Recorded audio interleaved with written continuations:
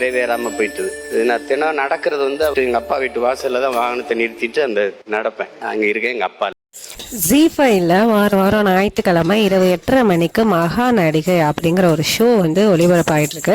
இந்த ஷோவில் இந்த வாரம் வந்து பாக்யராஜ் அவர்களுக்கும் பாரதிராஜா அவர்களுக்கும் ட்ரிபியூட் பண்ணுற விதமாக அமைஞ்சிருக்கு. இந்த நிகழ்ச்சியில் பங்கு பெறுறதுக்கு வந்து சீமான் அவர்கள், அம்பிகா அவர்கள், சுகாஷினி அவர்கள் எல்லாம் கலந்துக்கிறாங்க. இதில் சீஃப் கெஸ்டாக இருக்கிறது வந்து ராதிகா மேம் அவர்கள் தான்.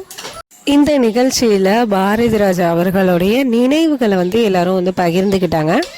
அந்த விதத்தில் சீமான் அவர்கள் வந்து நான் எப்போதுமே பாரதிராஜா அப்பா வீட்டு வாசலில் தான் காரை பார்க் பண்ணிவிட்டு அந்த தெரு வழியாக தான் நடந்து போவேன்.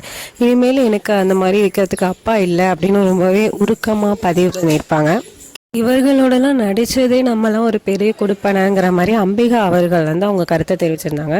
அதே மாதிரி சுகாசினி அது பாக்யராஜ் அவர்கள் தான் அப்படின்னு அவங்க கருத்தை வந்து தெரிவிச்சிருந்தாங்க. இதே போல் அந்த நிகழ்ச்சியில் கலந்து கொண்ட பலரும் வந்து அவர்களோட நினைவுகளை வந்து பகிர்ந்துக்கிட்டாங்க. அந்த வகையில் ஒரு சிறுவன் வந்து முதல் மரியாதை படத்தில் இருந்த பாடலையும் பாடின அவங்களுக்கு ட்ரிபியூட்டாக இந்த நிகழ்ச்சி ஜி தமிழில் ஞாயிறு இரவு 8:30 மணிக்கு ஒளிபரப்பாகுது. எல்லாரும் மறக்காமல் பாருங்கள். பண்ண டைமில் நாம எல்லாம் நடித்தோம் அப்படின்றத நினைக்கும் போதே பெருமையாக இருக்குது.